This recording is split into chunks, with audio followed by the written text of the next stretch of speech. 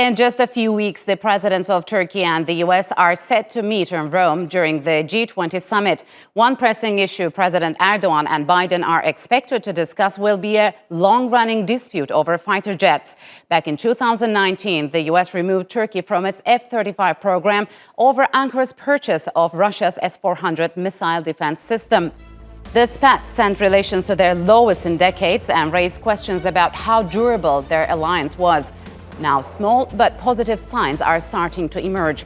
President Erdogan said earlier this week that the U.S. had proposed Turkey buying F-16 fighters in return for its investment into the F-35 jets. The U.S. did not confirm the comment, but the State Department did say that both countries were in active consultation to resolve Turkey's removal from the F-35 program. So can Ankara and Washington finally get past one of their worst hurdles, or are both sides dug in too deep? And to answer that, I'm joined now from Istanbul, Matthew Bryza, a former U.S. ambassador and senior fellow at the Atlantic Council, and Yasin Asal, who is an associate professor and the head of the Political Science and International Relations Department at Istanbul Commerce University. Gentlemen, welcome to Straight Talk. It's good to have you on the program. So, Matthew, Washington and Ankara are engaging once again, at least when it comes to the fighter jets. What's your take on that? I look at it as a potential way to de-escalate the tensions and to take some of the poison out of the F-35 S-400 issue. Clearly, there's something going on. There are consultations going on. President Erdogan has said publicly that the U.S. side offered to kind of sell 40 new F-16s and upgrade 80 F-16s in what would be a departure of the Biden administration's and the U.S. government's policy to date of sanctioning Turkey for the S-400 purchases. My sense is, listening to my friends in Washington, I'm not sure the U.S. side made an offer, but I think both sides are talking about it. And just one more point is that there was a very interesting statement that came out of the State Department a couple of days ago that said the United States is not considering, something like considering providing financial support for any purchases of U.S. weapons by Turkey. Why would you say that unless there's a discussion of something going on out there? And then what they're saying is, the sanctions limit the U.S. from providing financial support. So I think there's something bubbling.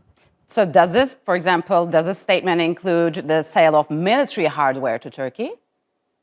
Oh, it's about military hardware, but it's left an ambiguous statement. So, yeah, I think that the beauty of the F-16 track would be that Turkey obviously has already been buying and even producing F-16s in Turkey for years. So the Biden administration could make a much stronger case to the Congress that you should allow this sale to go forward, because this is nothing really new for Turkey, unlike the F-35. Okay, so Ugur, what's your take on that? Why is this issue of these fighter jets come up all of a sudden, or was it in the making? I think there will be some also negotiations on the whole perspective of the relations, because there are a lot of problems that we are now facing between US and Turkey, but both sides need to make some deal. This is why this negotiation offers an alternative models, could be a new opportunity for both sides. But indeed, Turkey has made $1.4 billion for this program. This is why not just offering for F-16s as an alternative to F-35 will not be enough for Turkey, because in the machinery and the engineering type of this process, Turkey has already put the human resources, and at least whole background and the income for this project would be nearly $9 billion for Turkey for the alternative and the upcoming years. And in my opinion, it won't be just a solution for Turkey, but this is a good for both sides to make a new term for two types and also alternatives to the relations. But Matthew, can this F-35 problem will be resolved, really resolved, if Turkey continues to retain the S-400s? No, it can't by law. I mean, the U.S. Congress passed a law at the end of last year that said that the United States president must impose sanctions on Turkey, choose 5 of 12, and can only withdraw those sanctions if the S-400 missile system leaves Turkish territory. Turkey will never do that.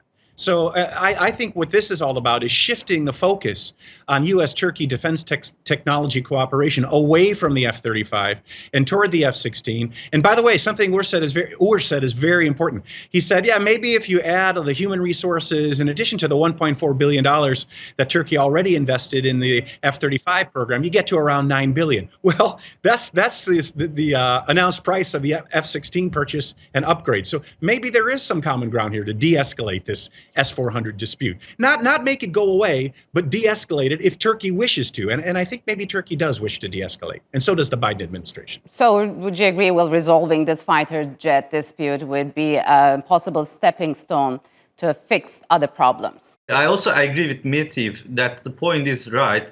And de-escalation for both parties would be good enough to the upcoming step, because I think the US and Turkey relations needs to set in a new axis, because when we were in the Cold War era and the different actions from both sides can be changed. But here we are now in the new term.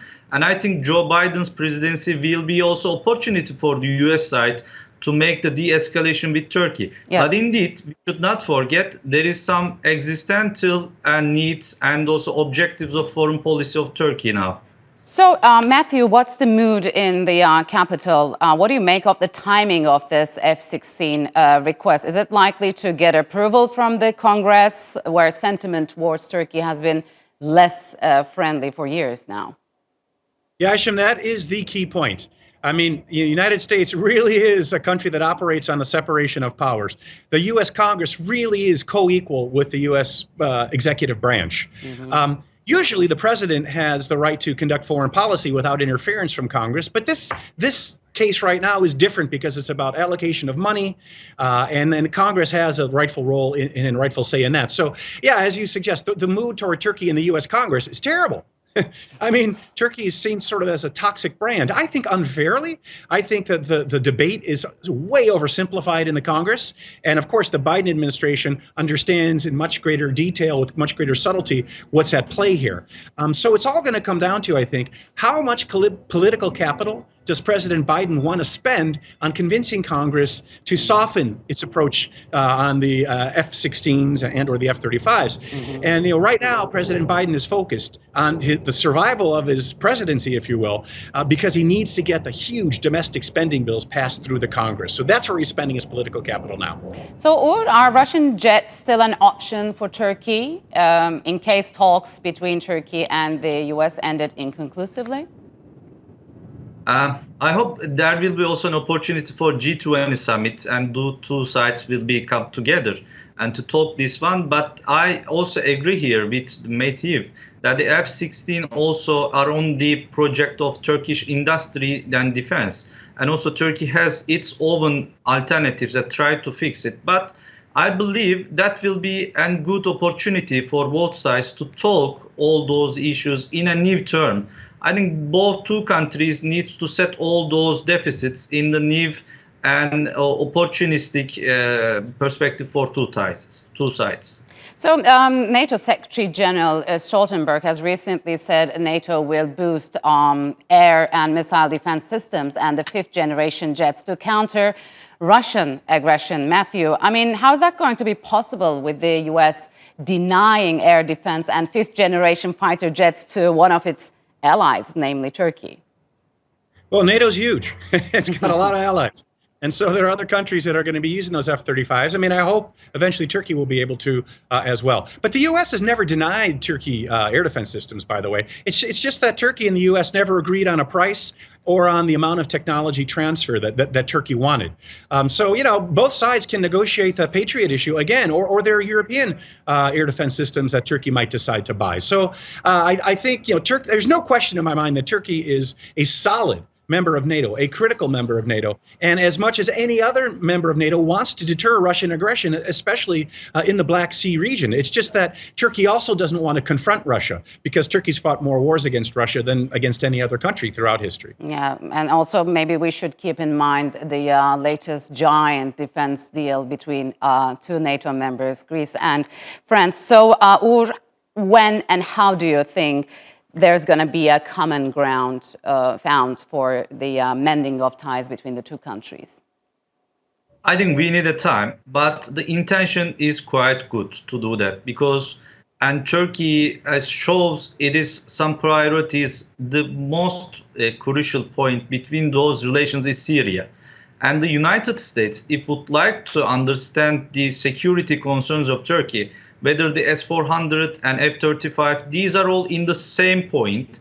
And if the two sides needs to understand their foreign policy objectives in a very honestly, I think there will be also in the near term, maybe the spring of the next year and the upcoming months, there will be also a good point to make these relations well. Because I think we should not focus on just security concerns. There is a dilemma in Turkey and US relations because there are also lots of historical, deep economic connections and political engagement between two countries.